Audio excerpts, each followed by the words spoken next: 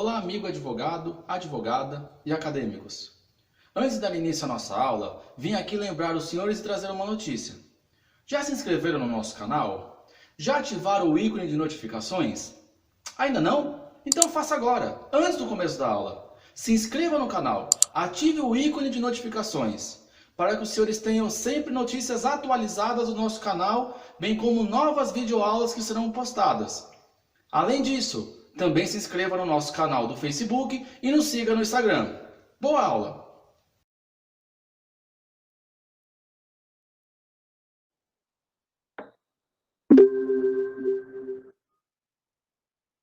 Bom, boa noite a todos.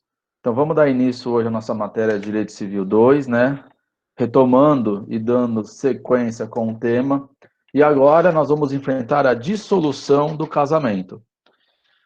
Então, desde o início do semestre, nós trabalhamos o casamento, né? Olha lá, a Ana está falando amém, né? Porque a gente já falou muito de casamento, falamos dos seus princípios, falamos dos seus requisitos de validade, falamos como que ele é constituído, quais são as formalidades do casamento, falamos como que ele deve ser regido, falamos dos atos de celebração, das etapas.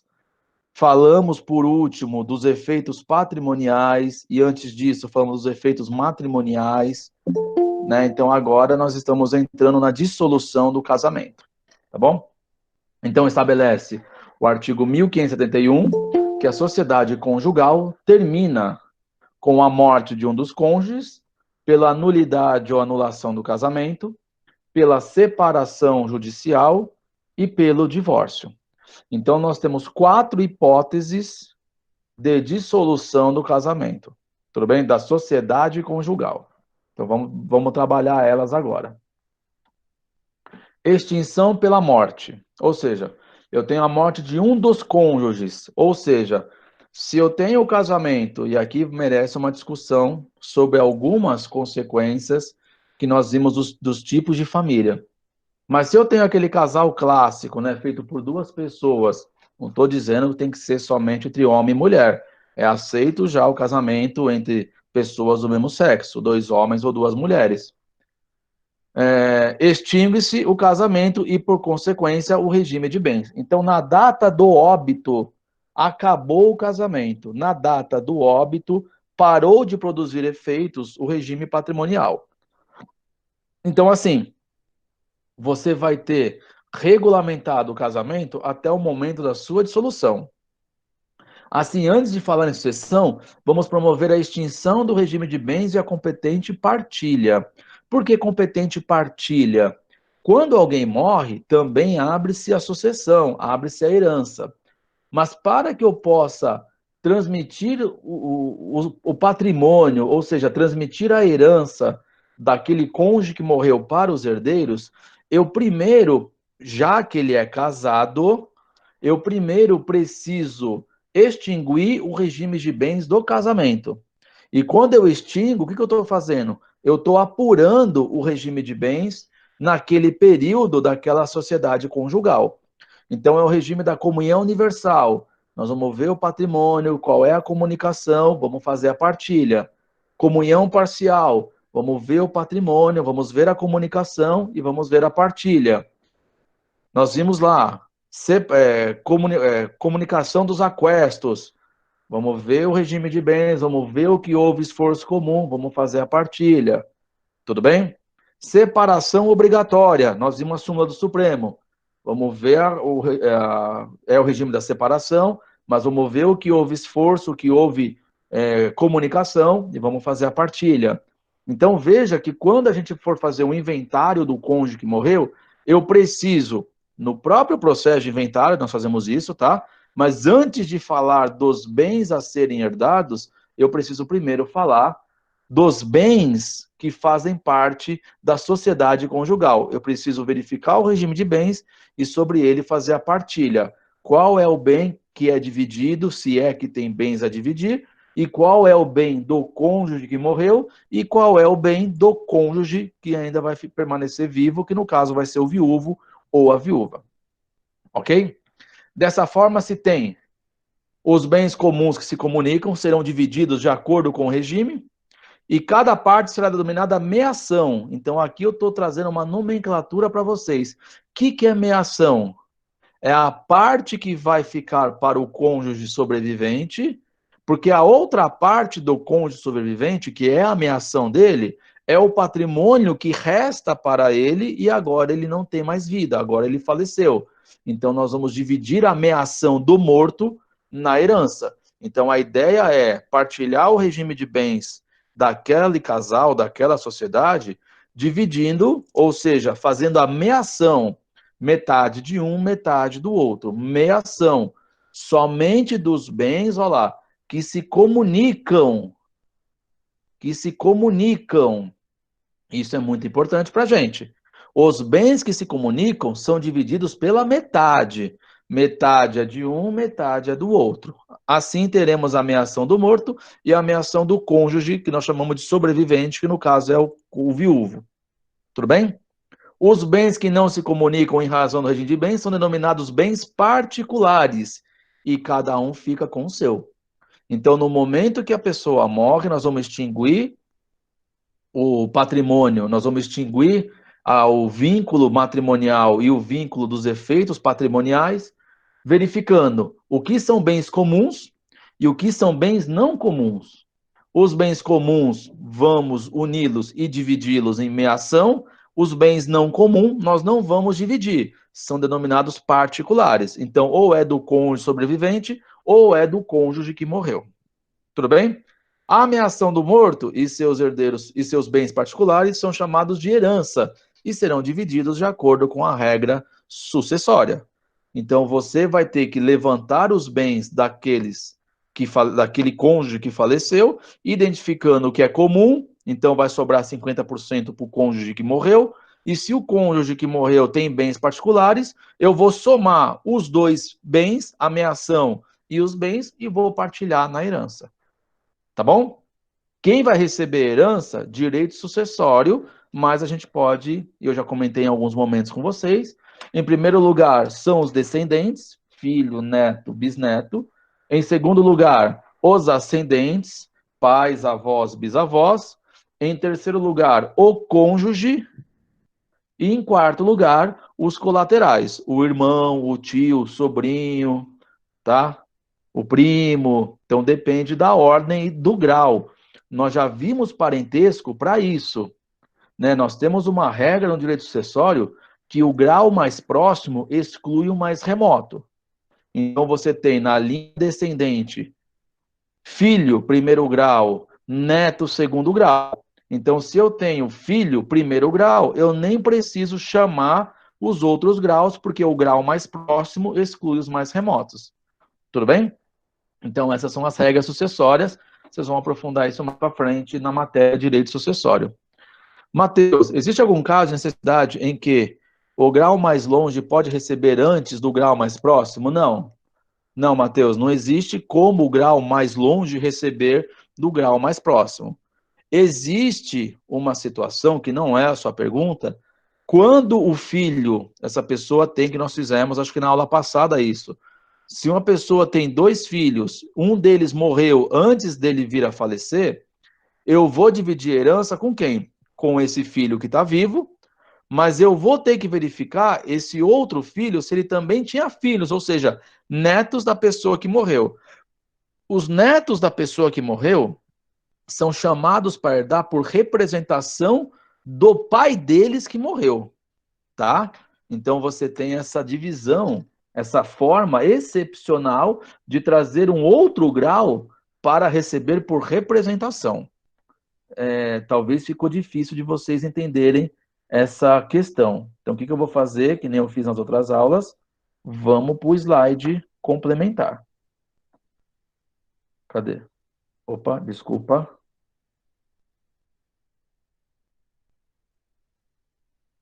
Aqui.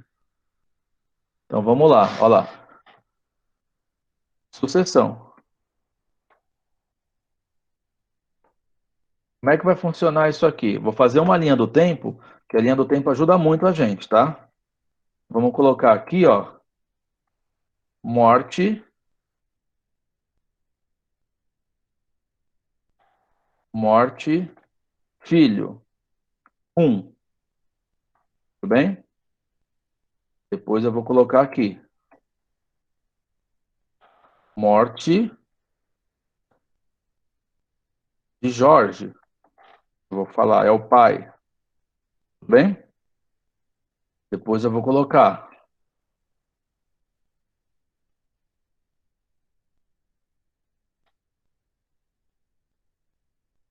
com a morte do pai, houve a abertura da herança. Você apurou quem são os herdeiros, sem problema nenhum. Então nós vamos verificar. Me conta a historinha. Jorge é pai e tem filho 1 morto antes dele e filho 2 vivo após sua morte. Tudo bem? Então vamos abrir a herança. Quem vai ser herdeiro? Então, nesse exemplo que eu estou trazendo, para a gente trabalhar essa regra do grau mais próximo, somente vai ser herdeiro, olha lá, o filho 2. O filho 1 já morreu, então ele não é herdeiro, ele não vai receber herança. Agora, se eu pegar filho 2 morreu antes, então, nesse meu exemplo, 100% da herança vai para o filho 2, tá? Agora, se eu falar filho 1 que morreu antes do pai, não vou colocar dele antes do pai. Vai falar o quê? Ah, eu tenho 2 filhos, estão vivos no momento da morte, tá? Como é que eu vou dividir essa herança? 50% é do filho, porque são 2, então você consegue ver aqui, eu tenho filho 1 e filho 2, então o filho 2 ia receber 50%, e o filho 1 iria receber 50%. Mas como ele morreu antes, ele vai chamar os netos de Jorge para receber. Nesse caso, como é que vai ser a herança? 50% para o filho 2, tudo bem? E quem mais vai receber? Os netos. Aí você vai colocar assim, ó, 25% para cada, tá? Aí você colocando 25% para cada, o que você vai concluir? Que 50 mais 25 mais 25 totaliza 100% da herança. Então tá perfeita a divisão. Tá? Então essa é a única hipótese, Mateus, que a gente tem na legislação de trazer um grau mais longe, mas é só por causa da herança de descendentes, onde eu tenho filhos que morreram antes do pai e os netos são chamados a representar esse pai que morreu, né? No caso, o filho 1 que morreu antes. Tá bom? Então vamos agora para as perguntas, que sempre tem pergunta quando a gente fala sobre isso. O Jorge manda matar todo mundo, esquece, Jorge, não vamos fazer isso. Se há possibilidade de deixar para outros que não sejam os filhos podem ser excluídos de uma herança por vontade do falecido? Giovana, nós temos na legislação que a pessoa que falece, ela não pode deixar um testamento dispondo de todo o patrimônio dela, tá? Ela não pode dispor de todo o patrimônio. Ela obrigatoriamente tem que reservar 50% para os herdeiros. Então, estou te respondendo uma parte da pergunta. Mas ele quer deixar patrimônio para outras pessoas que não sejam os filhos. Se for 50% da parte disponível, veja, 50% é obrigatório deixar para os herdeiros, que nós chamamos de necessários. Linha descendente, linha ascendente e cônjuge. Mas ele quer deixar 100%, então ele não quer que os filhos venham a herdar a herança. Só existe 2 formas desses filhos não herdarem a herança: se eles forem declarados indignos ou se eles forem deserdados, tá? Indignidade está lá no Código Civil, né? Não me lembro o artigo agora de cabeça, mas enquanto eu estou falando, eu já estou com o código na mão, tá? Onde na indignidade ele realizou um fato que a lei repulsa ele do direito, né, nega a ele o direito de ser herdeiro da pessoa, tá? Então a causa de indignidade vai dizer para esse herdeiro que ele não vai receber a herança, tá? E aí depois eu vou ter a causa onde esse autor da herança, a pessoa, o seu Jorge, faz um testamento e deixa o testamento dizendo que essa pessoa não vai participar da herança, porque ele entende, por uma questão particular, que ele deve ser deserdado da herança, tá? Então, vou colocar aqui para vocês, para quem está anotando, né? Indignidade, está lá no artigo 1814 e seguintes, tá? E aí, quando eu falo de deserdação, então eu vou deserdar o meu herdeiro, eu não quero que ele receba a herança, porque ele cometeu alguma falta durante a minha vida, e sobre essa falta, eu não quero que ele venha receber herança, tá? Aí eu tenho o caso de deserdação. Deserdação, deixa eu achar aqui no código para vocês. Achei. Deserdação, artigo 1961 e seguintes. Ah, lá vai ter as hipóteses. Então, Giovana, 50% ele é necessário que seja guardado para os herdeiros, no caso, os filhos.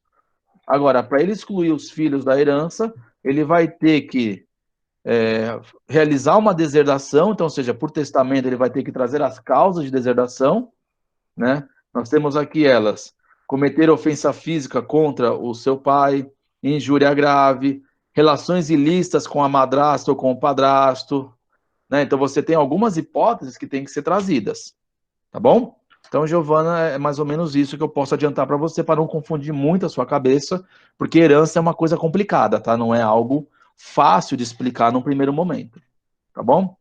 Anderson, miserável é um gênio, mas fora desse caso, não tem como então, mesmo em grau mais longe, receber primeiro, né? Não.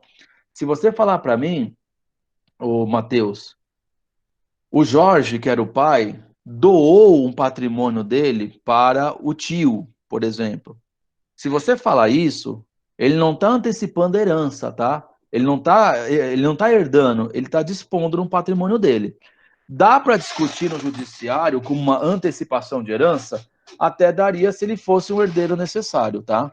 Então, pela regra, não dá para você, quando a pessoa morre, tá? Nós vamos pensando o Jorge falecido, alguém em grau mais longe receber primeiro. Não dá, tudo bem? Não dá para alguém em grau mais longe receber primeiro.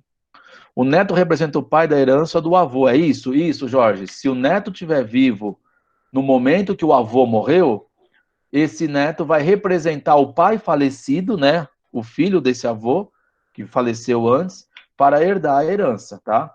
Por representação, que é esse exemplo que nós fizemos aqui, ó. Tá? Ele era. O filho um morreu antes do pai, então você vê aqui, ó. Eu tenho o filho um morreu antes do pai, certo? Então, quando eu vou abrir a herança, quando eu vou transmitir a herança, eu vou chamar os herdeiros. Esses herdeiros são quem? Filho vivo, que é o número 2, que está vivo após a morte, e os netos, a parte que esse filho um receberia. Ele receberia 50%, então ele vai herdar 50% da herança. Tá bom? Emily. Mas a família do filho um, como a ex-esposa e filhos, veja, quem é vivo recebe herança. Não existe herança de pessoa viva. O filho um está vivo, Emily. Então, o filho um é vivo. Então, ele vai receber herança. Eu só vou chamar de representação porque o filho 2, ele. Desculpa. Mas é a família do filho um, como ex-esposa e filhos. Perdão, Emily, estava confundindo. Veja, o filho um, como ele já morreu antes, ele vai chamar os filhos. Somente a lei autoriza que os filhos venham, tá? A ex-esposa é ex-esposa, primeiro, isso é muito bacana. A ex-esposa é ex-esposa. Ela partilhou o patrimônio quando o filho um morreu, porque ela era cônjuge e ela partilhou a meação entre ela e o filho um, tá? Agora, quem vai herdar os direitos, quem vai herdar o patrimônio do filho um são os herdeiros. E quem são esses herdeiros? Os filhos, tá? Como ele é pré-morto, ele morreu antes, eles vão herdar por representação apenas, do caso do avô, tá? Mateus, mas se no caso ele quer deserdar os filhos por algum motivo, não há possibilidade? Não, Mateus. né? Eu quero deserdar meu filho porque ele torce para o Corinthians, não posso, tá? A deserdação não é apenas um ato, né, de, lógico, o efeito é não participar da herança, mas ele é um ato de repulsa do pai perante os filhos, né? Então, o legislador, no seu entendimento, ele não colocou uma cláusula aberta, ele colocou apenas as hipóteses, que está lá no artigo 1962, tá? E também no 1963. Então, lá você tem as hipóteses de deserdação. Se não tiver nessas hipóteses, eu quero.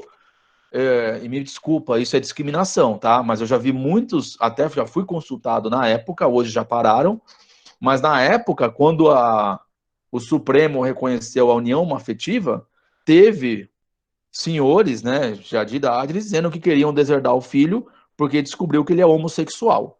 Né? Então não é motivo. Os motivos são aqueles que a lei deixou taxativamente. Se eu abrir a possibilidade, eu posso ter motivos fúteis para a sociedade. Então eu tenho que ter motivos concretos. Ana Paula, então o código obriga que deixe herança para os descendentes? Sim, até 50%, Ana Paula. 50% da herança é destinado para os descendentes, né? Os herdeiros necessários, que é a linha descendente, na ausência, a linha ascendente, na ausência para o cônjuge. Tem um projeto de lei tramitando no Congresso para acabar com essa obrigatoriedade, mas por enquanto não foi aprovado, então enquanto não tiver nenhuma lei que modifique o código, essa disposição permanece, tá? Matheus, mas e para deserdar? Tem que ter algum critério específico para isso? Então, é a causa que está no artigo, Matheus. Se não tiver essa causa, não vai ter, tá? Mariana, professor, se o filho mata o pai, ainda tem direito à herança? Eu vou responder a sua pergunta, Mariana, daqui a pouquinho, porque o Matheus está falando sobre ele, tá? É melhor deixar uma parte da aula reservada para as perguntas. Tá, nós vamos matar já isso, Anderson. Fica esperando que a gente já vai dar continuidade, tá? É que como causa essa questão de divisão, eu sei que o pessoal quer esclarecer essas perguntas. No caso da Richthofen, é um exemplo onde a lei achou indigno. Isso, Matheus. Então, olha lá, Mariana, quando o filho mata o pai, é um caso de indignidade, não é um caso de deserdação, tá? Deserdação não motivada. Não, deserdação não motivada não existe. Ele pode fazer um testamento deserdando a pessoa, e nesse testamento vai ser aberto e a causa vai ser apurada. Se não tiver motivo, a deserdação não aplica efeitos, tá? E no caso das pessoas que deixam para o bicho de estimação, Beatriz, isso não é aceito pelo direito brasileiro, tá? O direito norte-americano aceita, mas para nós não tem essa aplicação, tá bom? Só são sujeitos de direito as pessoas humanas, tá? Ou pessoa jurídica, que é uma ficção da lei. Professor, você não citou o cônjuge da pessoa que morre, ele recebe herança? Rayane, que nem eu comentei, sucessão tem umas regras complicadas, tá? O cônjuge pode participar ou não da herança deixada pelo seu cônjuge, tá? Então, nós vamos ter que discutir regime de bens, patrimônios próprios. Não é o momento agora, Rayane, que nem o colega comentou, a gente teria que aprofundar vários detalhes primeiros para depois chegar nesse ponto, tá bom? Anderson, motivos torpes, né? Põe complicado nisso. A Mariana falou, ok. Motivos torpes. Anderson, a questão que envolve exatamente a deserdação são coisas que a sociedade entende como algo grave, né? Não é qualquer motivo, tá? Sanei as perguntas, vamos continuar. Outra forma de dissolução do casamento é a invalidade do casamento, por nulidade ou anulação. Então, nulidade, nós já vimos artigo 1548, vamos abordar elas agora um pouco mais forte, e a anulação, artigo 1550, que nós também já falamos sobre ela, tá bom? Então, nós já falamos lá das causas de nulidade e de anulação, então não precisamos abordar ela agora. Separação do casal. Então, já vamos trabalhar um pequeno problema. A separação dissolvia a sociedade conjugal, mas sem extinguir o vínculo matrimonial, ou seja, punha fim ao regime de bens e aos deveres de fidelidade e coabitação. Então, quando você se separa, qual é o seu estado civil? Casado. Ah, professor, eu ponho separado. Tá bom. A lei de registros públicos também autoriza. É que o problema é, quando você fala sou separado, a sociedade entende, segundo as regras da legislação, que você apenas rompeu o vínculo de regime de bens e rompeu o vínculo de deveres de fidelidade e coabitação. Fidelidade e coabitação. Você pode, então, ter relação sexual com outra pessoa e você pode sair de casa, porque isso era uma infração ao casamento, quando você saía de casa.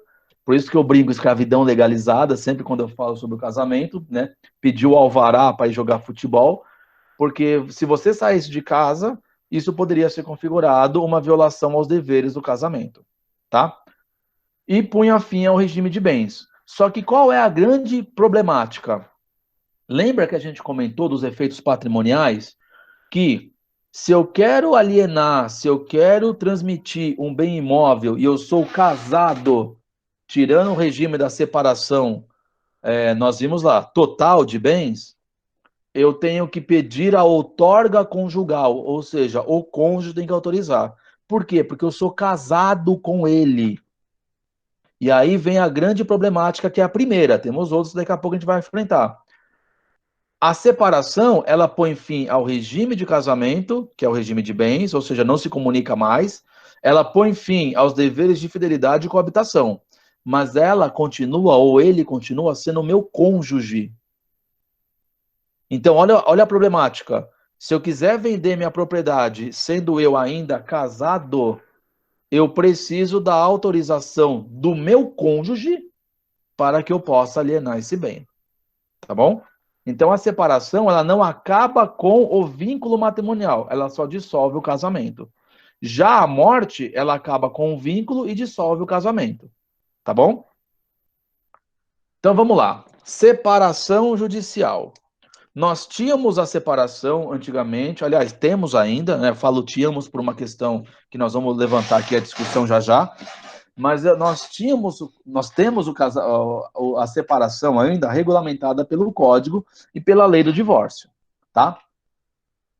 Como é que era antes dessa emenda 66 de 2010? Então, antes, você vai olhar aqui para mim, ó, redação antiga.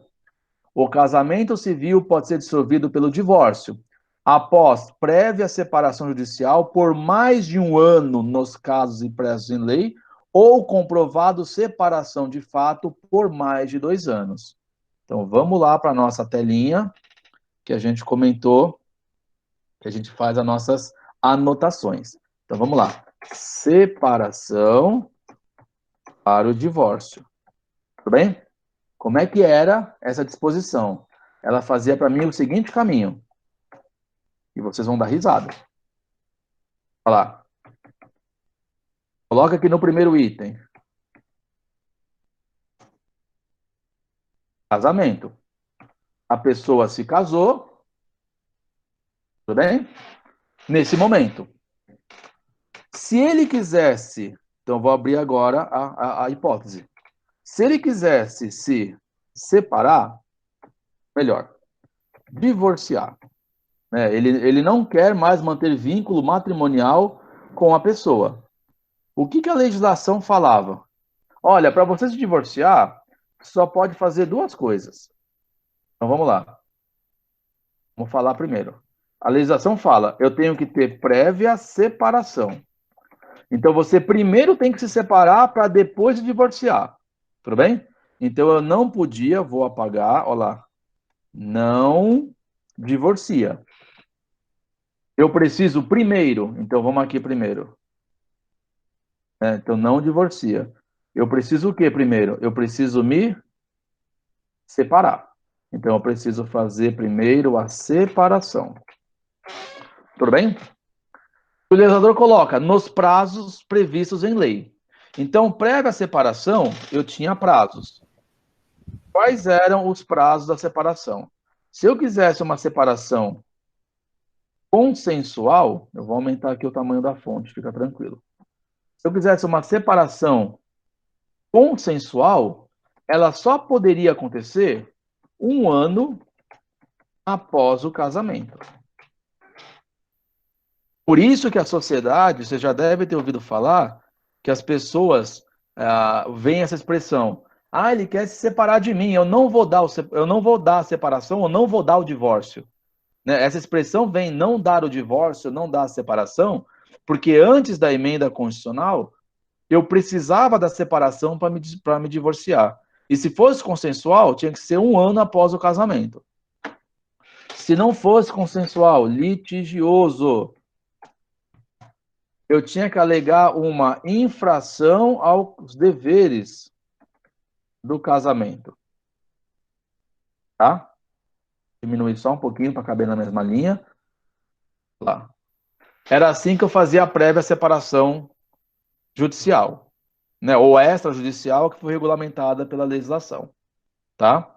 Então eu precisava me separar, e essa separação, se fosse consensual, eu tinha que verificar primeiro quando foi o casamento. Da data desse casamento, conta-se 1 ano para me separar.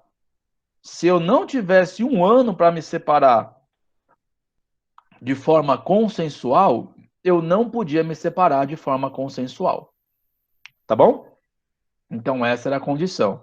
Se fosse litigioso, eu tinha que aguardar o término do processo, porque na separação a sentença ela tem natureza constitutiva, ela vai modificar uma relação jurídica. A partir de hoje você vai ser separado e não vai ser mais casado. Tudo bem? E a partir desse momento, agora vem a segunda hipótese. A segunda disposição, perdão. Não é hipótese, é disposição. Agora vem. Prazos para o divórcio. Tudo bem? Isso eu estou falando para vocês, eu vou colocar aqui, antes da emenda 66 de 2010, tá? Para me divorciar, eu tenho que esperar um prazo. 1 ano após a separação. Então entendam aqui comigo. Quando a pessoa se casava, ela precisava se separar obrigatoriamente para se divorciar depois. Ou ela se separava de forma consensual, que só podia ser 1 ano após o casamento. Ah, não, professor, me casei, no dia seguinte o cara me traiu, ou a mulher me traiu, quebrou o dever de fidelidade, eu quero me separar. Então tem que ser litigioso. Um dia após o casamento, você vai pedir, porque não tem o prazo de 1 ano, né? Você vai pedir a sentença por quebra de infração dos deveres do casamento. Eu vou aprofundar mais isso com vocês daqui a pouquinho, tá? Então, isso é antes da emenda constitucional. Antes dessa emenda, nós tínhamos essa disposição para que eles pudessem se divorciar. Porque o único termo que põe fim ao casamento, ao vínculo matrimonial, é o divórcio. Somente o divórcio põe fim ao vínculo matrimonial e põe fim dissolve a sociedade conjugal. A separação só dissolve, ela não põe fim ao vínculo matrimonial, tá? Que nem no slide anterior, eu vou voltar para vocês poderem ler, né? Ela somente extingue, dissolve a sociedade, mas não extingue o vínculo. Com a nova redação da emenda 66, o casamento civil pode ser dissolvido já direto pelo divórcio. Então, o que coloca o parágrafo 6º, né, da Constituição? Dispõe sobre a dissolubilidade do casamento, suprimindo o requisito da prévia separação de 1 ano ou da separação de fato por 2 anos. Tá? Separação de fato. Deixa eu voltar aqui, porque os senhores podem querer essa explicação também. Eu não preciso de muito tempo, tá, para mostrar isso, que vocês vão entender já. Por que o legislador escolheu isso? Se de forma consensual você tem 1 ano para se separar e depois mais 1 ano para converter em divórcio, o legislador entendeu. Vem aqui comigo, ó. Eu quero me divorciar, quero me separar, mas a lei não me deixa separar. Por que ela não me deixa separar? Porque para me separar, ou eu tenho que ter 1 ano, ou eu tenho que ter um litígio. Eu não tenho litígio, eu só quero me separar, não quero mais viver casado. Então o que a pessoa fazia? Saía de casa. Tudo bem? Isso se chamava separação de fato. Ou seja, no papel somos casados, mas na realidade estamos separados. Tá? Se da data que ele se separou de fato, se da data que ele saiu de casa, eu tiver mais de 2 anos, eu posso vir aqui e pular a separação e ir para o divórcio. Tá? Então aí você tem a contagem de 2 anos, porque o legislador somou 1 ano de casamento após consensual, separação consensual após 1 ano do casamento, e 1 ano após a separação para converter ele em divórcio. Eles já estão separados há 2 anos, olha lá. Se você pegar e colocar aqui, ó, já estão separados há 2 anos. Por isso que eu vou fazer o divórcio direto. Tá bom? Então vamos continuar aqui, tá? Porque a redação agora do parágrafo 6º foi mudada da Constituição, tá? É muito comum essa separação de fato hoje em dia. Então, na verdade, Gabriel, ela é comum ainda porque as pessoas, algumas, não sabem que a emenda 66 alterou essa disposição, né? Porque se soubessem, não precisavam se separar de fato, poderiam já fazer o divórcio. Lógico, Gabriel, vamos separar uma situação. Alguns têm essa visão, não vou dizer que é errado, porque dependendo da hipótese individual, isso é verdade. Divorciar é caro. Por que é caro? Porque você tem que fazer isso ou por processo ou por escritura pública com advogado. Uma vez fazendo isso, você vai ter que pagar despesas processuais ou emolumentos de cartório, mais os honorários do advogado. Tá? Então, numa análise sumária simples, alguns preferem se separar de fato, continuar com a nomenclatura de casado, porque vocês são casados perante o direito civil, fizeram lá o proclamas, etc. Mas como tem essa dificuldade econômica de fazer o divórcio, algumas pessoas ainda fazem. Mas algumas ainda fazem porque tem essa ideia de que para se divorciar, primeiro tem que se separar judicialmente, então aí seriam 2 atos, seriam dois serviços advocatícios, 2 processos judiciais se envolver menores, ou 2 escrituras públicas, 2 emolumentos, tá? Então é por causa disso que tem ainda a existência da separação de fato, por uma questão também econômica e por falta de conhecimento da sociedade. Mas um dia eu dei uma entrevista para uma rádio e eu fiz o levantamento estatístico. Depois da emenda 66, aumentou muito o número de divórcios. Por que aumentou muito? Porque agora ela facilitou a dissolução do casamento, tá? Antigamente tinha que se separar, que nem eu te falei da análise econômica. Se separa para depois fazer o divórcio. Então é preferível ficar separado de fato e fazer o divórcio direto, né? Que esses 2 anos de você estar separado de fato. Mas hoje, como já pode, então aumentou muito o número de divórcios depois que a emenda 66 alterou o parágrafo 6º da Constituição Federal. Tá bom? Então vamos lá. Como é que funciona então essa separação judicial, senhores? Aí eu coloco o nosso entendimento, que é o meu e de alguns doutrinadores.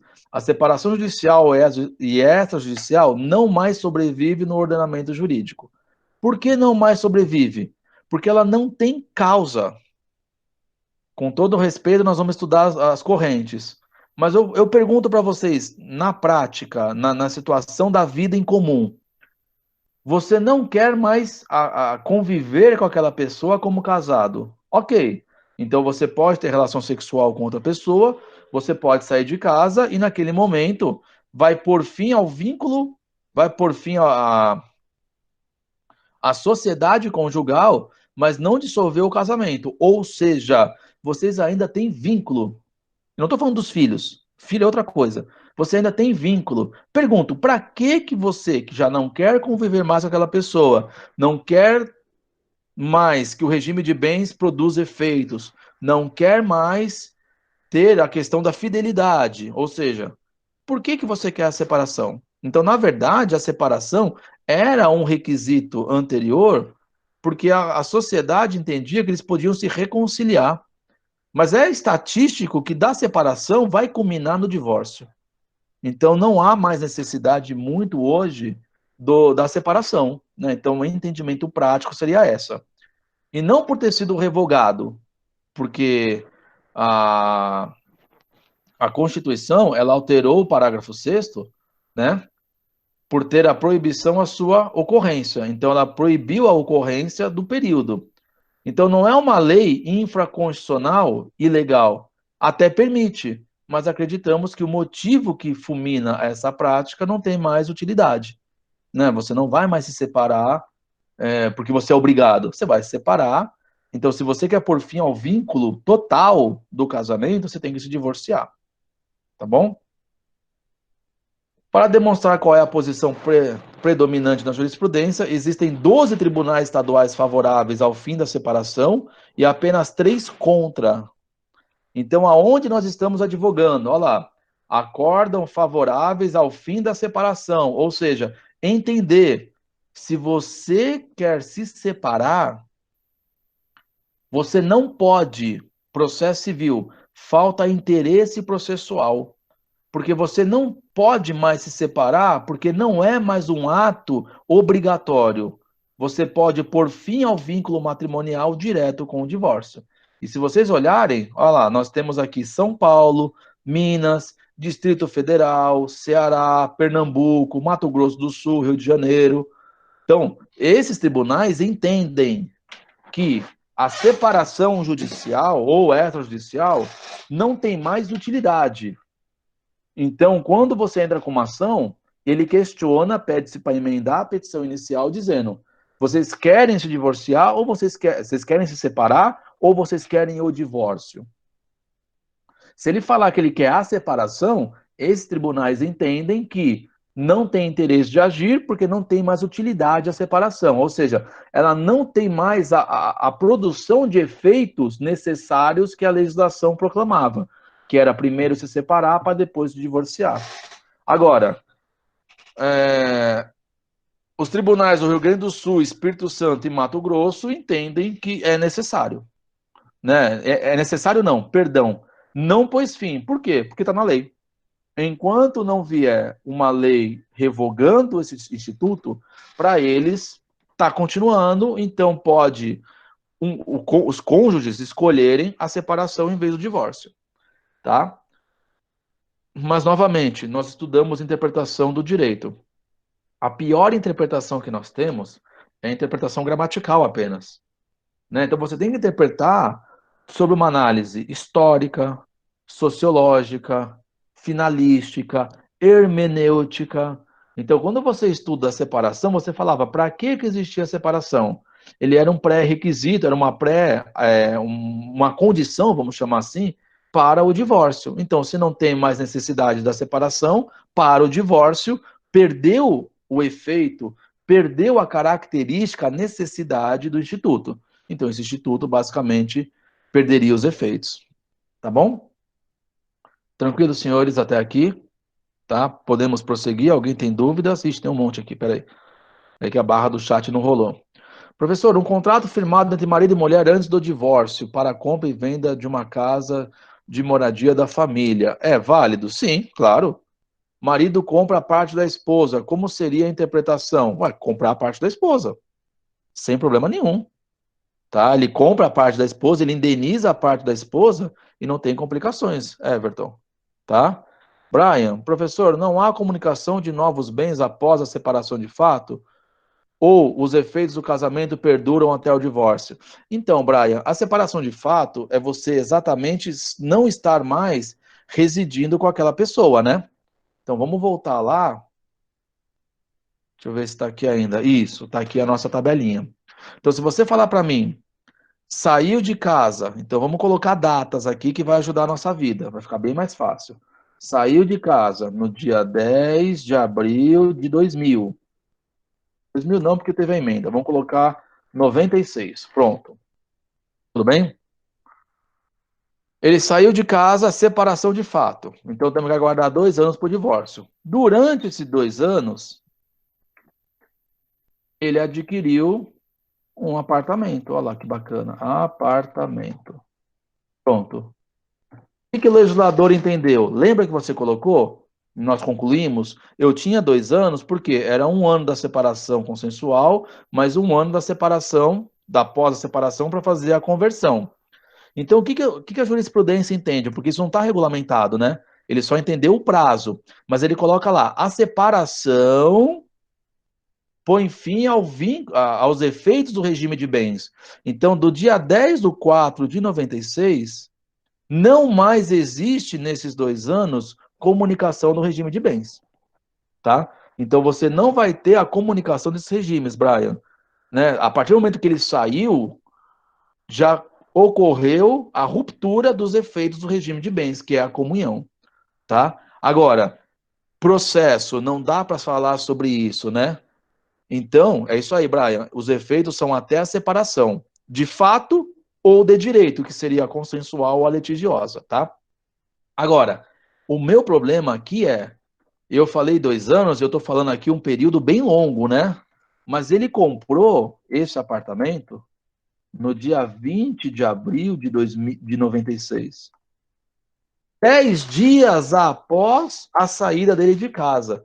Então aqui a gente vai ter um problema. E não é um problema da comunicação do regime de bens, não é um problema sobre a questão de só foi 10 dias, não. A questão é quando que ele saiu de casa. Esse é o fato controvertido num processo para discutir essa matéria, por exemplo. 10 dias. Como é que eu provo que alguém saiu de casa há 10 dias? Hoje até está um pouco mais fácil, porque você manda o WhatsApp, você manda e-mail, é isso aí, Brian. O porteiro, que foi aquele exemplo nosso da união estável que eu comentei com vocês, mas ele é frágil, né? Ele vai dizer, não, eu sei que ele saiu em abril, tá, mas ele saiu dia 20 ou dia 10? Né? E esse processo que vai estar rolando, se bobear, a fase de oitiva de testemunha vai ser daqui a, vai, sendo otimista, daqui a 7 meses. E aí, será que esse porteiro sabe a data, dia 10, dia 20? Né? Então, ele não vai saber a data. Né? Isso causa um problema na prova para demonstrar se existe ou não essa data. Então, Brian, a separação ela, com ela, rompe os efeitos do regime de bens, tá? Mateus, não há presunção de esforço comum, certo? No regime da comunhão parcial, sim, tá? Mas em outros regimes que nós já estudamos, comunhão universal também, óbvio, né? Mas em outros regimes que nós estudamos, eu preciso demonstrar esse esforço comum, tá? Lembra lá dos aquestos? Eu tenho que demonstrar, tá bom? Mas vamos voltar aqui para nossa separação. Tudo bem? Vou prosseguir aqui, tá, gente? Se tiver muito rápido, me avisa. Se tiver tudo em ordem, me dá um ok aqui para a gente dar esse feedback.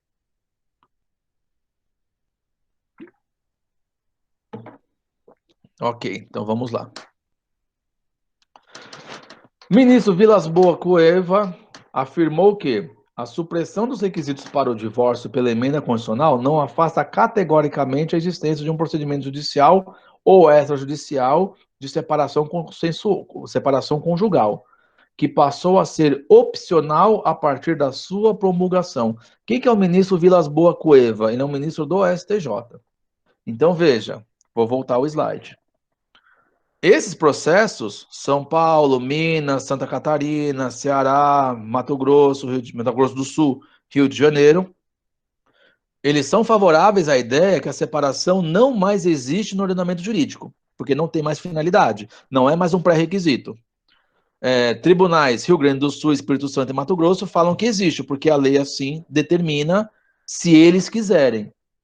E o ministro Vilas Boas, numa julgada do STJ, entendeu que deve ser mantido ainda a separação, porque é uma opção da parte. Então, antes era obrigatório, agora virou uma opção. Então, se antes era obrigatória a separação para se divorciar, hoje é uma opção. Se eles quiserem se separar, eles podem, e depois de 2 dias, 3 dias, 1 mês, 2 meses, eles podem fazer o divórcio, né? Converter essa separação em divórcio. Tá bom? Então você tem essa briga jurídica, porque o legislador, infelizmente, comeu bola. Quando ele fez a emenda 66, ele poderia já ter disciplinado, através de um projeto de lei, se a separação ia ser revogada ou não. Né? Ele não fez isso, criou esse conflito ideológico, pragmático da separação, e aí a gente está discutindo no judiciário. Né? Na prática, de acordo com esses julgados, né, São Paulo tem tido resistência para fazer o divórcio. Mas se você quiser fazer a separação, você vai ter que levar esse processo até Brasília, para o STJ, para o STJ cassar a decisão da Justiça de São Paulo, e ao cassar, ele obrigatoriamente vai mandar a Justiça de São Paulo prosseguir com o processo como separação e não como divórcio. Tá bom? Efeitos da emenda 66. Então, primeira coisa que é bacana, e até comentei com vocês já em outros momentos, né, o quanto que a emenda 66 veio para acrescentar no nosso direito discussões, às vezes, infindadas, que não tinha motivo. Então, ó, de acordo com o artigo 107, 1704, eu vou botar fim o quê? A discussão da culpa da extinção do casamento. Porque lembra que eu comentei? Se eu quisesse me separar, eu teria que pedir um ano do casamento. Se eu quisesse me separar antes de um ano, eu tinha que ter um motivo. Ou seja, eu tinha que aplicar a ruptura de um dos deveres do casamento. E aí você tem cônjuge culpado pela separação, perde o direito a pleitear alimentos, exceto se estiver inapto ao trabalho ou se precisar de pensão e se não houver nenhum outro parente capaz de pensioná-lo, ou seja, de dar pensão para ele. Tudo bem? Só que a gente vai estudar alimentos mais para frente, a gente vai ver uma característica dos alimentos, né? Eles são indispensáveis à subsistência. Então, se eles são indispensáveis, será que realmente esses alimentos, e isso já foi julgado até nos outros processos, né? O cônjuge culpado, será que ele realmente perde os alimentos porque ele é irrenunciável, intransmissível, indispensável, né? Então veja que o legislador colocou essa discussão que você tinha que discutir o motivo para a, a separação, porque se ficasse comprovado que o cônjuge é culpado, ele perderia o direito de pleitear alimentos. Mas ele não perde, mesmo sendo culpado. Se ele não está apto para o trabalho, então é o exemplo que eu até trouxe para vocês, daquele cônjuge que não fornece a mútua assistência, né? Ele não quer que o cônjuge progrida. Ele também precisa da pensão porque ele não tem condições de se manter. Então é durante um período até se restabelecer essa aptidão para ele poder trabalhar. E se não houver outro parente, então estou falando uma pessoa às vezes de idade, uma pessoa às vezes de mais, com mais idade. Acontece a separação, mesmo ela sendo culpada, mesmo ele sendo culpado, ele vai ter que pagar pensão ainda, porque essa pessoa não consegue mais, não tem condições de receber pensão de outros parentes, porque esses parentes ou não existem ou não são capazes de pagar pensão para essa pessoa, tá? Então, um dos efeitos que tem do artigo 1704 não vamos discutir mais culpa. Para que a gente vai discutir culpa? Os alimentos são os direitos inerentes ao parentesco. No momento do divórcio, no momento da separação, nós vamos verificar se o cônjuge precisa de alimentos para se manter durante um determinado período, por causa do trabalho, ele é inapto, ou ele vai pedir pensão devido a uma idade, às vezes, porque não tem outros parentes para pensionar, para pagar a pensão para ele. Então, se não tem motivo mais para você dizer eu tenho que apurar a culpa de quem pôs fim ao casamento, né, esse efeito, então para que ele vai subsistir? Né? Então, um efeito da emenda seria a não aplicação mais do artigo 1704. Tá? Outra situação, 1578. O cônjuge declarado culpado na ação de separação perde o direito de continuar usando o sobrenome do outro, exceto se a alteração acarretar prejuízo evidente para a sua identificação ou manifesta a distinção entre seu nome e dos seus filhos, ou união dissolvida, ou ainda dano grave reconhecido por decisão judicial. Traduzindo, essa pessoa já incorporou o sobrenome do cônjuge na sua personalidade. Ela já incorporou o sobrenome, inclusive para ter uma identificação com seus filhos. Porque se não tiver, os filhos vão ficar com o nome de uma família cujo seu cônjuge, declarado culpado, não tem mais essa identificação familiar. Então veja que eu estou falando de direitos da personalidade. Né? Isso já foi discutido com a emenda 66, a gente não precisa mais discutir essa matéria, né, dos direitos da personalidade, que já era discutido pelos tribunais antes da emenda como um direito irrenunciável, tá? Então, e outro, vai lhe causar prejuízo evidente à sua identificação. É o exemplo que, mesmo Nós discutimos muito isso anteriormente. Anteriormente eu falo pouco tempo, né? Tem dois políticos conhecidos hoje, chamado Eduardo Suplicy e Marta Suplicy. Eles eram casados, mas hoje se divorciaram. Lógico, pelo que eu soube, pela pesquisa, é um divórcio consensual e o Eduardo Suplicy concordou que ela continuasse com o sobrenome dele, porque na verdade, politicamente é um nome conhecido. A alteração desse nome poderia criar prejuízo da sua identidade na política. Mas se ela tivesse traído ele, se ela tivesse rompido os deveres do casamento, essa separação, ela ia acarretar o prejuízo do sobrenome? Não, porque já tem prejuízo tirar o sobrenome. Então percebe que a gente trata essa questão de que não tem mais efeitos, de acordo com a emenda 66, discutir na separação quem tem razão, quem não tem. Né? Não precisa mais você discutir isso. Então vamos direto para o divórcio. 1830. O cônjuge separado, de fato, há mais de 2 anos, será excluído da sucessão do seu consorte, se já tiver sido culpado pela separação. Né? Então, Brian fez a pergunta, né, da separação de fato. Ele está separado de fato, mas ele ainda é cônjuge. Ele ainda tem vínculo com o cônjuge, mas ele está separado de fato. No momento que ele está separado de fato, esse cônjuge morre.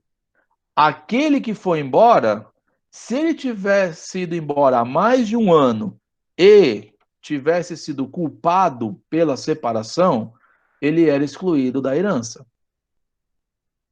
Por que não tem mais essa obrigatoriedade? Porque você não vai discutir a separação de fato.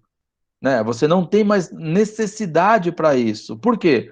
A partir do momento que a pessoa se separa de fato, ela sai de casa, eu não preciso esperar mais para fazer o divórcio, eu faço agora. Olha o que o legislador coloca, separado há mais de 2 anos. Por que há mais de 2 anos? Vou voltar para o slide nosso. Porque há mais de 2 anos é porque ele entendeu que eu já poderia fazer já o divórcio. Então veja que nós não precisamos mais da separação e ter esse período para fazer o divórcio e apurar a culpa. Você já pode, já que ele é culpado, mas você quer a aplicação dos efeitos na sucessão, então para agora o vínculo e faz o divórcio. Não precisa mais esperar 2 anos. Jorge, tudo isso que estamos falando era antes, né, professor? Hoje não temos mais essa exigência. Exato. Mas eu quero explicar para vocês, né, porque a nossa corrente é que eu não tenho mais aplicabilidade para a separação, é mostrar, olha, eu não preciso mais, nesse meu exemplo que eu estou trazendo, esperar 2 anos para apurar a culpa. Não, separou de fato, a pessoa disse, eu vou embora, ok, faz o divórcio. Acabou. Não precisa ter 1 ano, não precisa ter autorização dele, simplesmente faz o divórcio. Né? Então a gente aplica que essa emenda produziu esses efeitos em alguns dispositivos. Tudo bem? A gente falou de cônjuge culpado, então só para entender. Será culpado pela separação do cônjuge quem pratica algum ato que importe grave violação aos deveres do casamento. Então tem o E aqui, que fala para nós, não é só isso. Tem que ter o E. O E quer dizer que tem que ter mais esse motivo. E torna insuportável a vida em comum do casal. Tá? Então, esses são a consideração de culpa da separação. Só que aí vem o artigo 1573 e coloca, determina também que pode caracterizar impossibilidade da comunhão da vida, o adultério, a tentativa de morte, a injúria grave ou sevícia, que era um nome trazido como sinônimo, o abandono voluntário do lar conjugal durante 1 ano contínuo. Eu tinha que esperar 1 ano. Por quê? Não vou voltar para o slide, vocês já anotaram. Mas eu tinha que ter 1 ano para me separar. Lembra lá? Após o casamento, 1 ano para fazer de forma consensual, tá? Ou condenação por crime infamante ou conduta desonrosa, tá? Professor, eu não tenho mais aplicação. Se eu não tenho mais a aplicabilidade da separação, não há como imputar culpa. Então, o artigo 1573 é um artigo em desuso. Não dá para aplicar mais. O 1573, não. O artigo que fala do sobrenome. Então, o Brian, exatamente a discussão que eu estou querendo trazer para vocês se é um dispositivo que não está que tá em desuso, ou seja, não vou falar nem desuso, porque o ministro Vilas Boas, ele coloca para nós que você pode optar. Mas, assim, qual é a necessidade, qual é a aplicação, quais são os efeitos de aplicar a separação ainda? Né? Então, é isso que os julgados que eu trouxe para vocês dos estados falam. Né? Você não tem mais a necessidade, então você não tem mais o instituto. Se você não tem mais o instituto, você não precisa mais discutir culpa. Então, simplesmente põe a fim ao casamento com o divórcio. Por quê? Porque o requisito agora só qual é? Torna insuportável. Então, se a gente pegar a emenda, ele não traz mais motivo, ou seja, é motivo próprio. Eu não quero mais aquele vínculo. Acabou. Né? Então, a gente fala que com a emenda, essas discussões perderam a aplicação. Né? Por que perderam a aplicação? Porque eu não preciso discutir mais isso para apurar a culpa. Ah, porque eu quero apurar a culpa, porque apurando a culpa eu não vou pagar pensão para ele. Mas se ele tiver necessidade, se ele não tiver apto, você vai pagar. Ah, porque eu quero que ele tire o meu sobrenome. Mas se causar dano ou prejuízo à identidade dele, que torne também a comunicação entre os filhos, você não vai tirar o nome, porque é um direito da personalidade.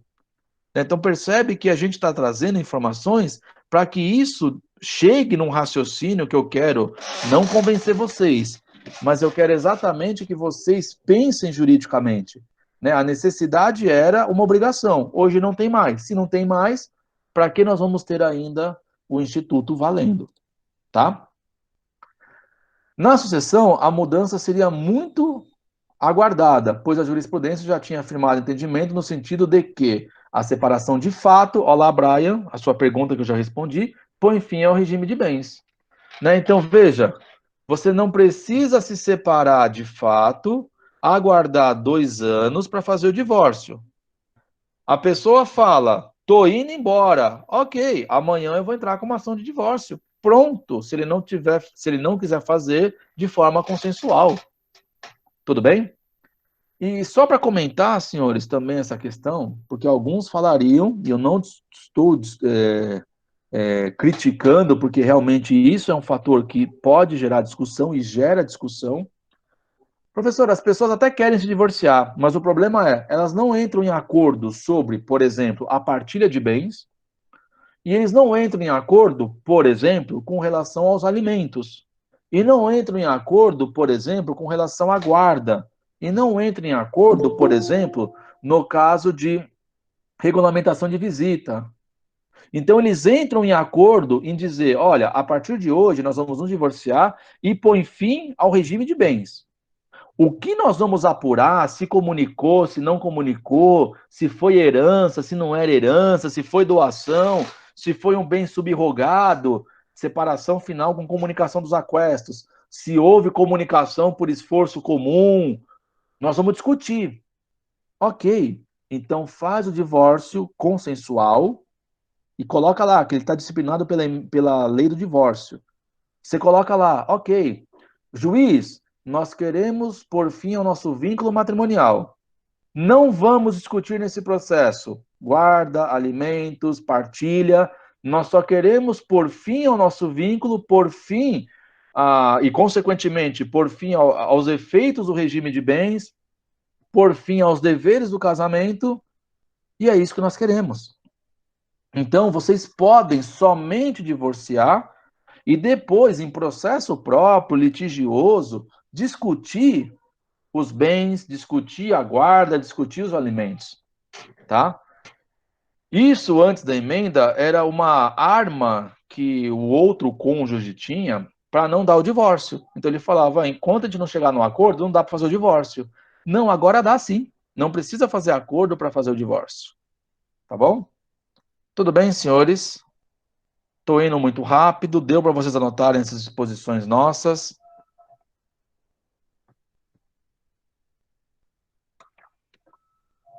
Pessoal, a gente está aqui agora, é 8h35. Teoricamente, teria que partir para o intervalo agora. Mas eu sempre pergunto porque a aula é de vocês. Vocês querem o intervalo, a gente pode continuar. O Anderson colocou aqui para a gente continuar já, ok, sem problema nenhum. Tá?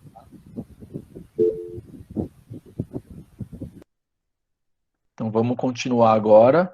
Gabriel, eu desliguei seu microfone, mas se você quiser fazer uma pergunta, pode abrir e fazer a pergunta, tá? Só desliguei que tá fazendo chiado. Então vamos continuar, ok.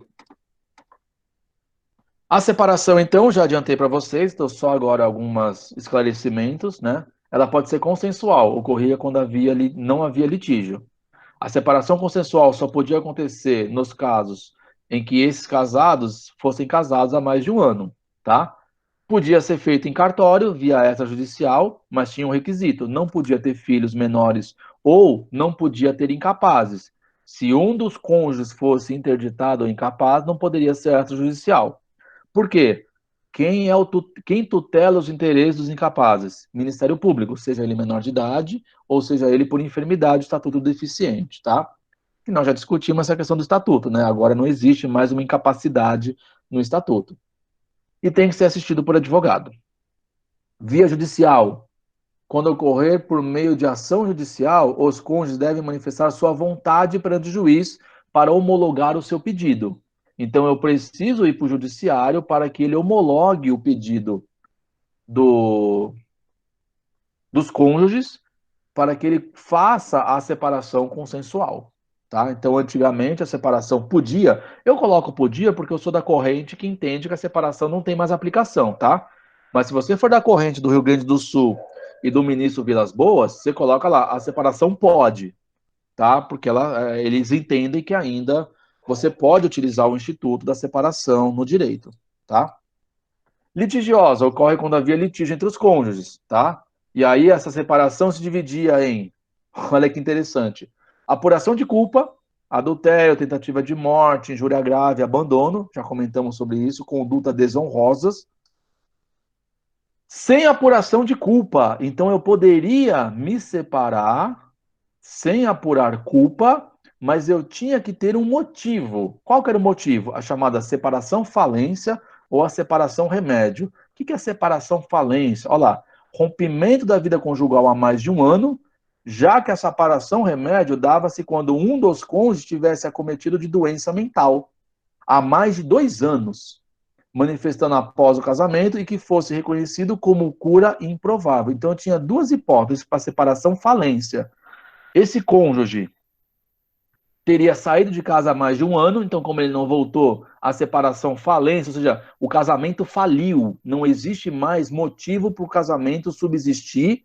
Então, como ele era um requisito pré para o divórcio, eu tinha que primeiro reconhecer a separação. Então, eu tinha que entrar com uma ação para dizer que ele estava afastado há mais de um ano, por causa disso, ele queria a separação com o tipo, trazendo a doutrina, remédio. Era o remédio para pôr fim a esse casamento, para pôr fim a esse vínculo, a essa sociedade, perdão.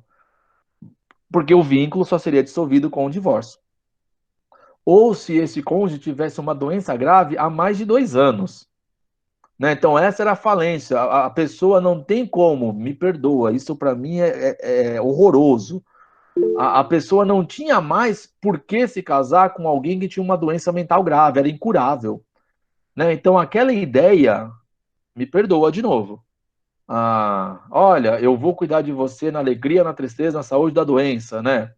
Bonito, bacana, eu acho que tem que ser aplicado. Mas olha que motivo torpe. Você está doente, então eu não quero mais cuidar de você, você não é mais alguém no meu relacionamento. Então, expulso você da minha vida. Né? Então você tinha essa questão da separação remédio. Jorge, que beleza, casou e agora o doente irá ficar abandonado. Esse requisito também não era bacana. Pois é, Jorge. Por isso que a gente defende, né, eu e muita gente, né, que não tem mais necessidade de discutir isso. Né? Lógico, não é um motivo, vamos trazer assim, legítimo você querer se divorciar porque agora a pessoa tem uma doença mental.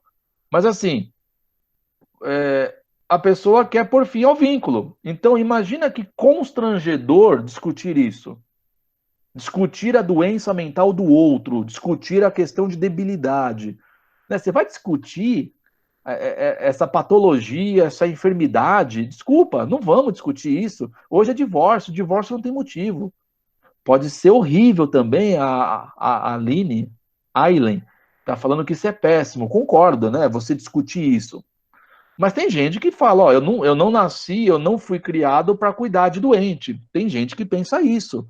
Agora, quer se divorciar? Então se divorcia. Mas não imputa esse motivo para o outro. Veja que o que a gente quer falar aqui nesse caso é você imputar, é você entrar com uma ação dizendo, juiz, eu quero me divorciar do outro cônjuge, porque ele está com uma doença mental há 2 anos e eu não suporto mais isso.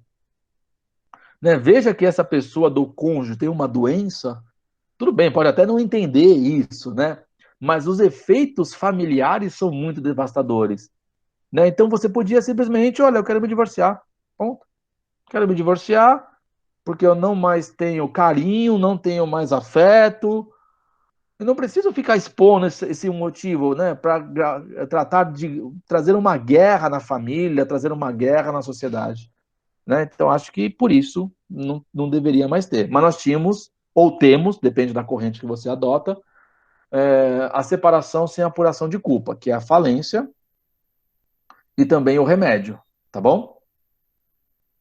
O estado civil de separado judicial ou extrajudicial. Veja, terão que propor uma ação de divórcio direto, consensual, litigioso, ou realizar uma escritura pública para isso. Se você é separado judicialmente ou extrajudicialmente, se você optou por isso, você vai ter que pôr fim ao vínculo entrando com um divórcio, né?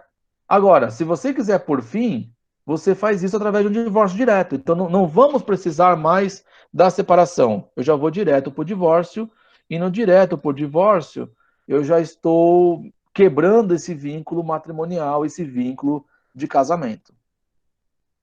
Reconciliação de quem já era separado era um motivo para existir a separação.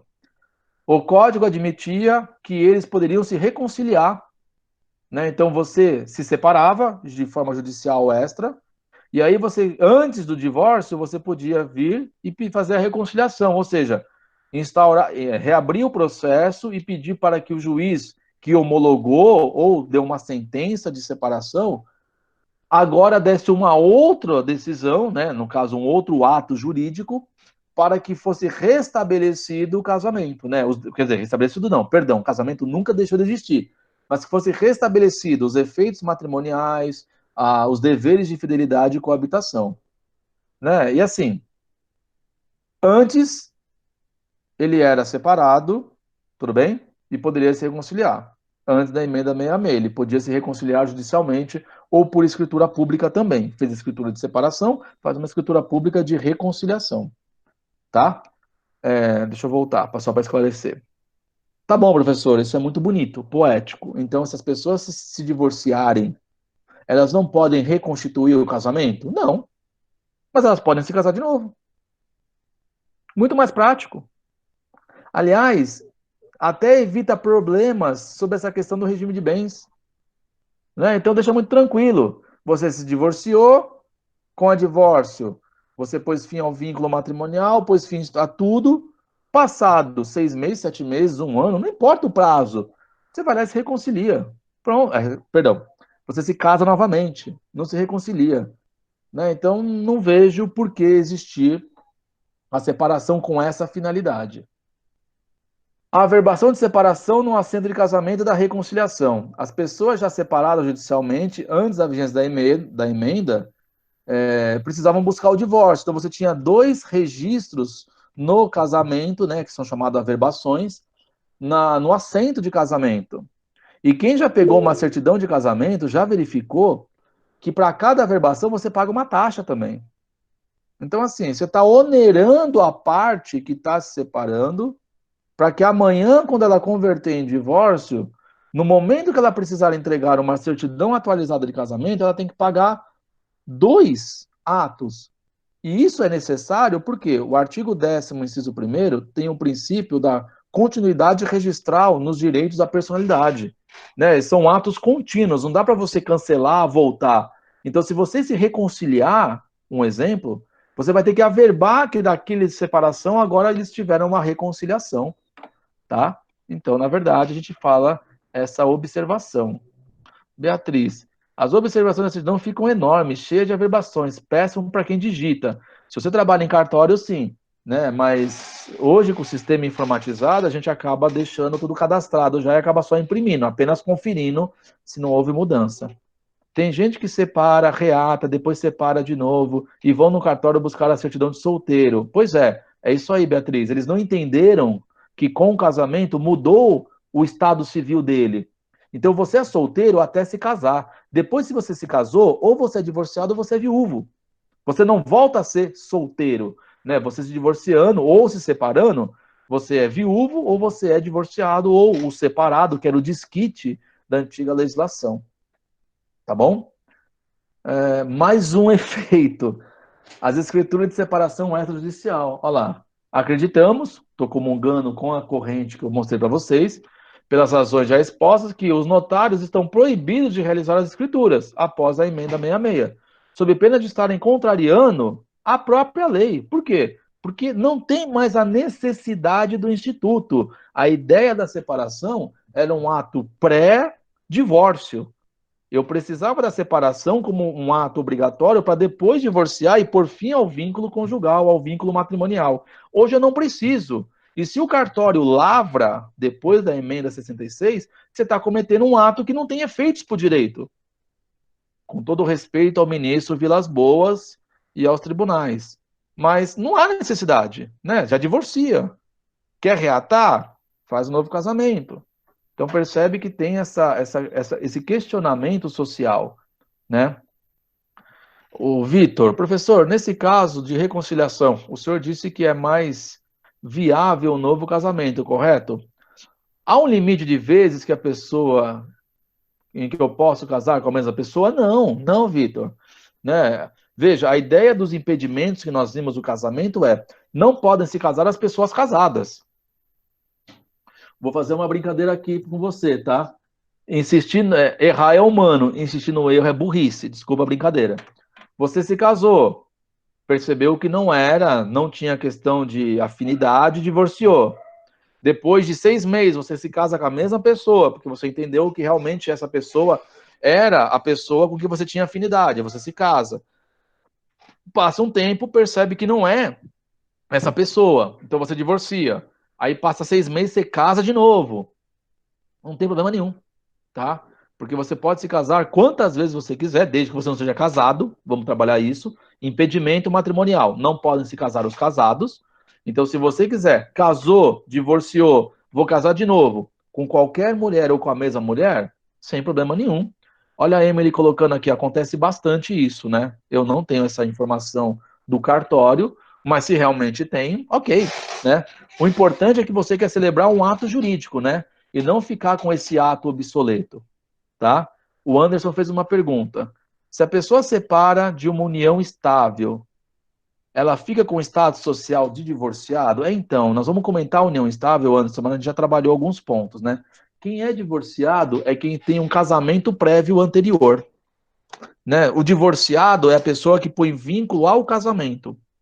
Então, esse é um problema da união estável. A união estável, você vai trazer esse status para a pessoa, né?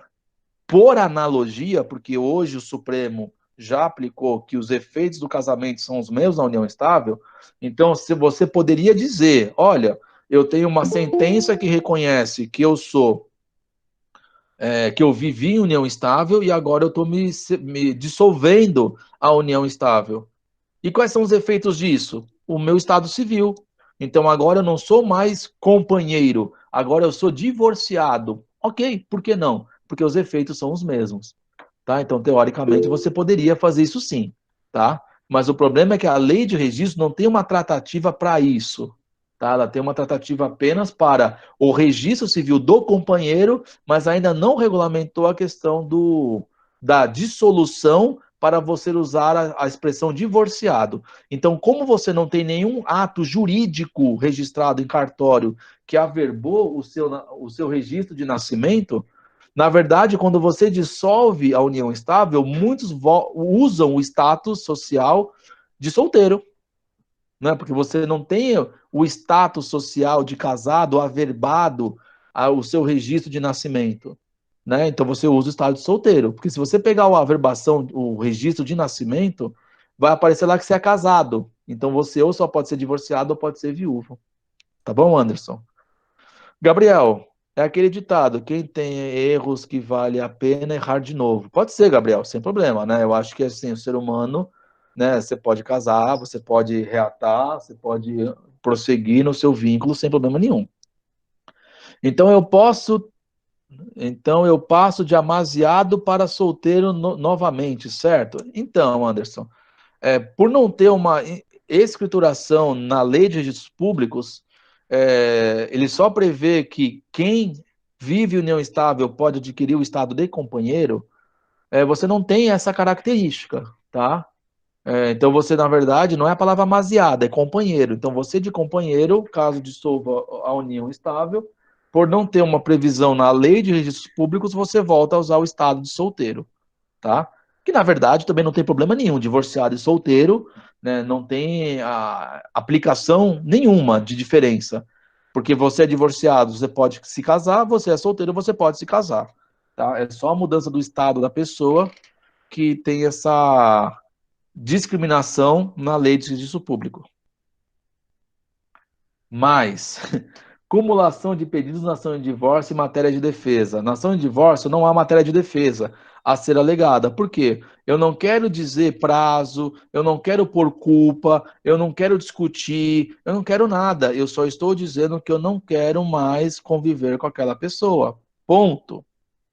Porém, será possível acumular pedidos do divórcio, partilha de bens, alimentos, guarda de filhos e visitas.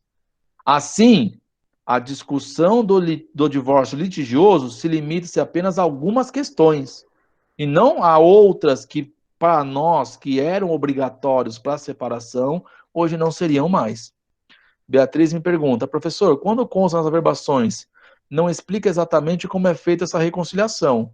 Como é feita? Então, se você faz por cartório, você tem a escritura pública de separação, e aí você vai no cartório e ele vai fazer uma escritura pública de reconciliação. Ele vai colocar lá, vieram aqui no dia tal e celebraram a separação, e hoje vêm perante mim e querem se reconciliar, querem reatar os efeitos matrimoniais, dos deveres da fidelidade da coabitação, tá? Se for judicial, aí tem uma discussão na época que era doutrinária.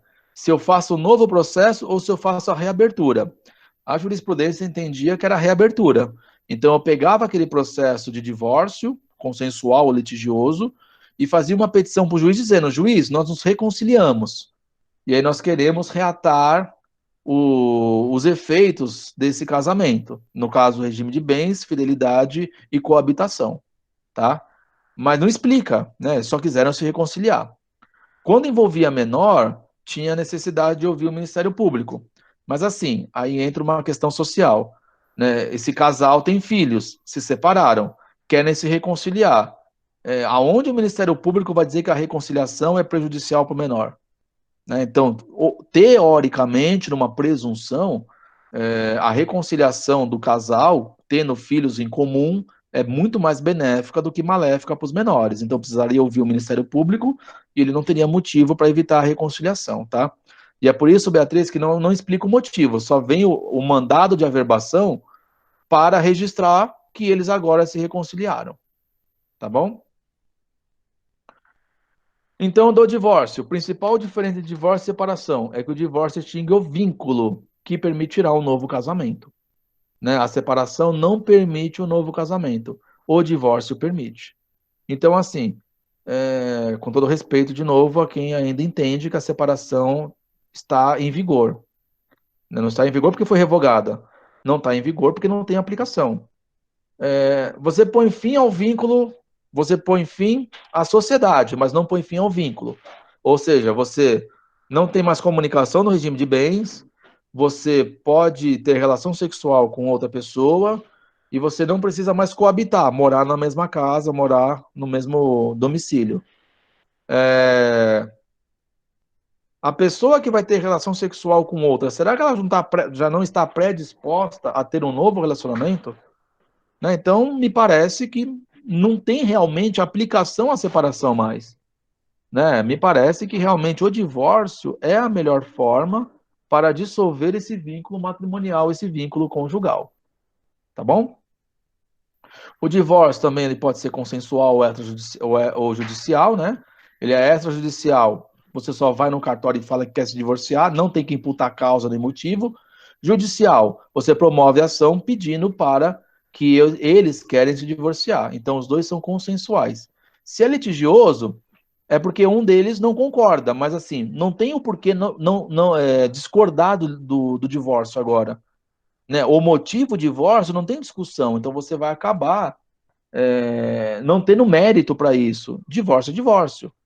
Um deles não quer mais ter vínculo matrimonial com você, vínculo conjugal. Desculpa, acabou o casamento.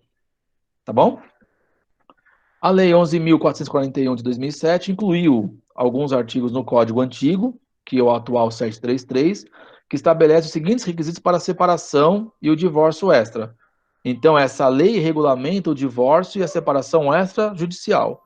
Requisito, primeiro, só dá para ser consensual, não dá para ter discussão, tá?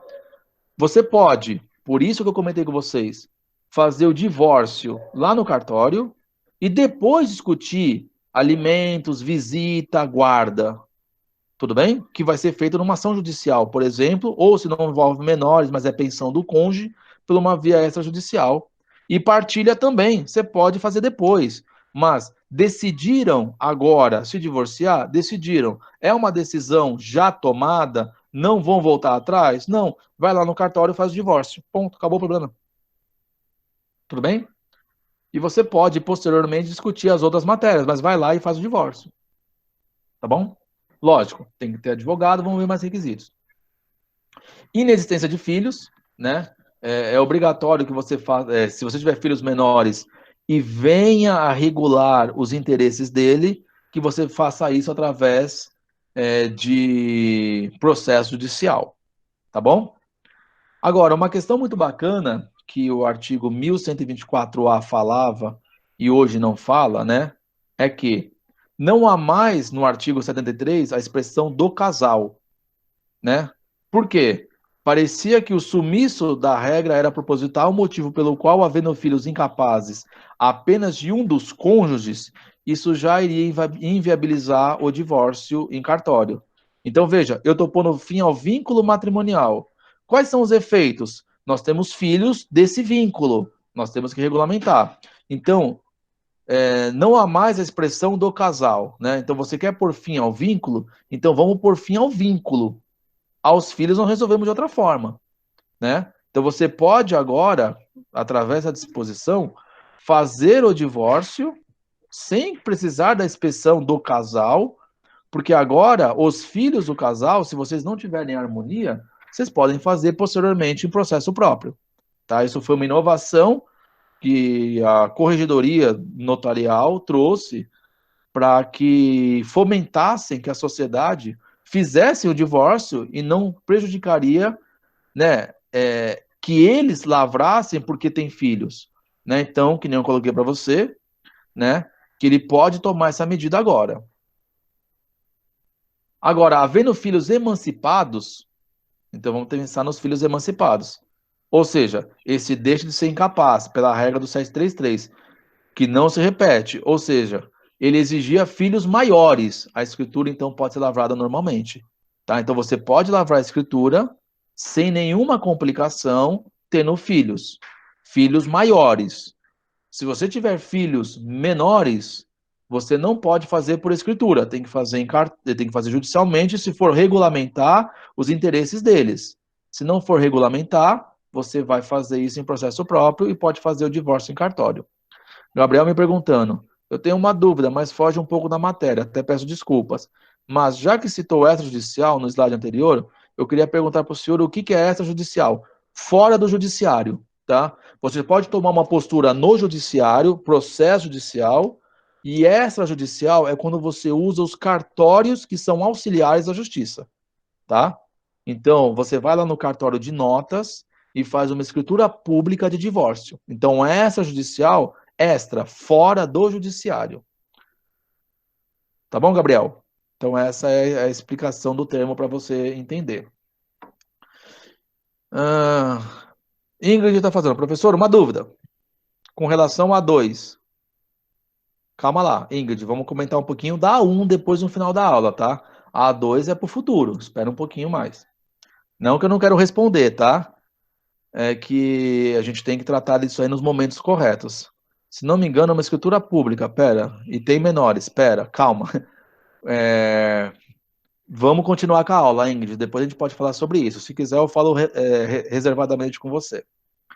Inexistência de nascituro. O que é isso? A mulher não pode estar grávida, porque se ela estiver grávida, o Código Civil prevê que tem que preservar os interesses do nascituro, tá?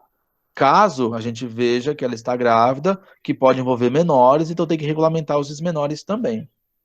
E assistência de advogado. Tanto, você precisa de um advogado, mesmo de forma consensual, né, que pode ser um para cada um ou um para todos, para verificar se a escritura pública realmente está de acordo com a lei.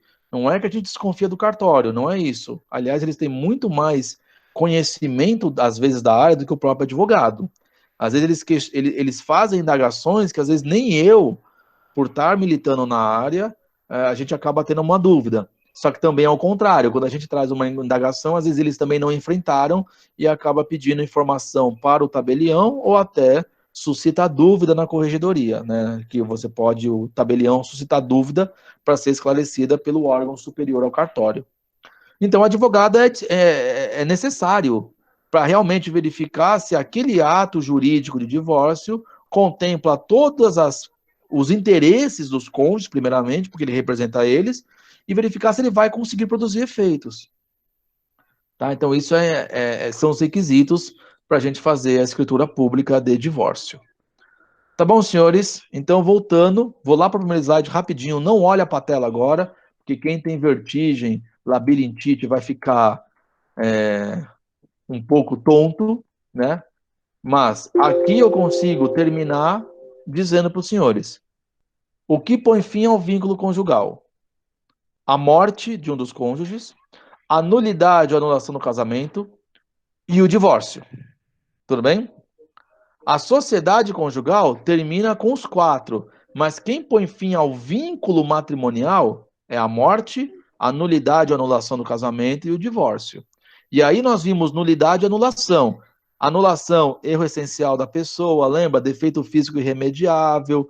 Nulidade, não teve a idade núbio, né? Então nós temos várias causas que nós discutimos lá, sendo que com o divórcio hoje, com a emenda 66, a gente pode concluir e dizer: não precisa de motivo.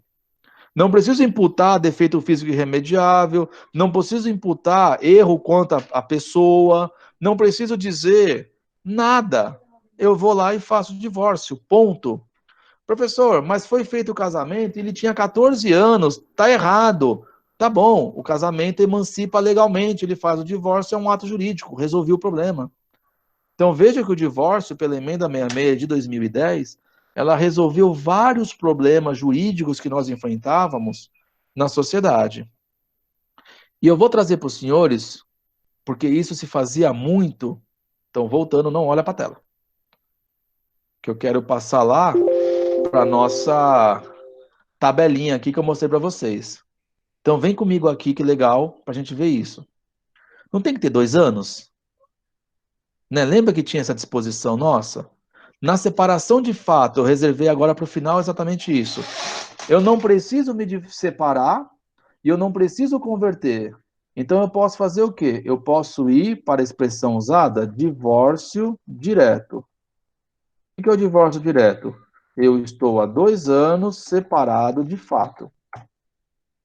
Bem, senhores casados, vou mudar a data aqui, em 92, tá bom?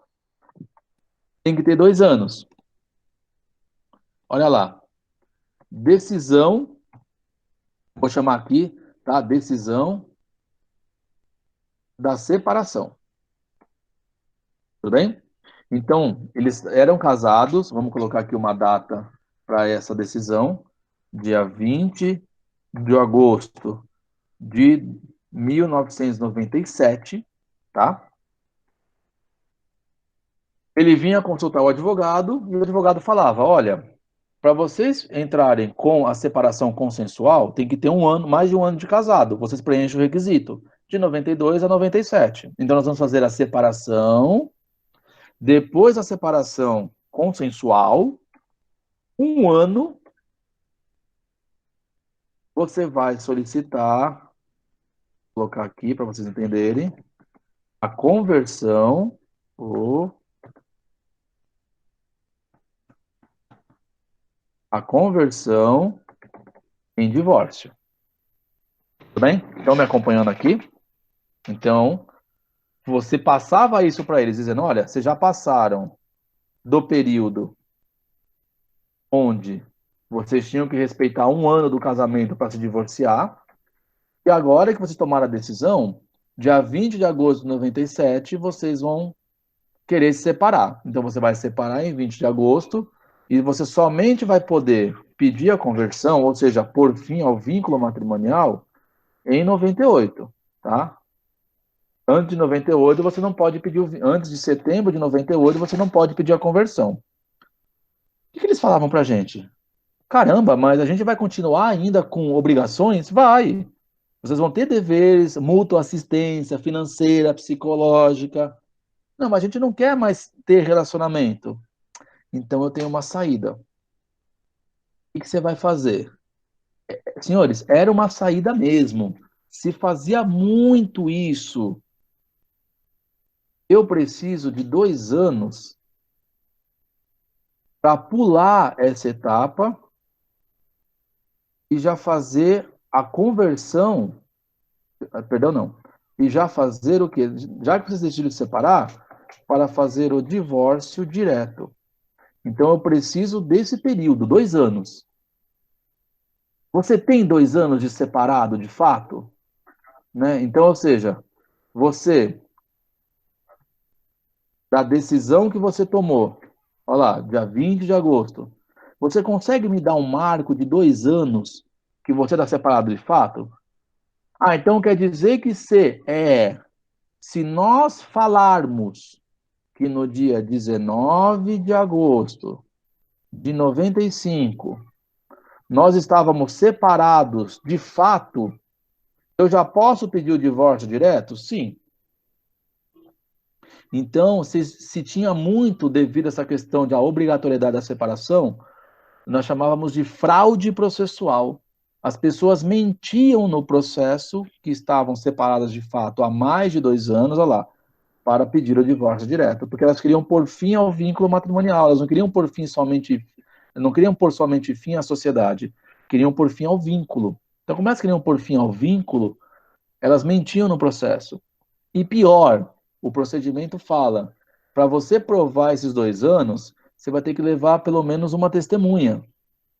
Então ia um vizinho, ia alguém, o porteiro, nós vimos aqui que o porteiro é uma testemunha, e mentia no processo que eles estavam separados há 2 anos.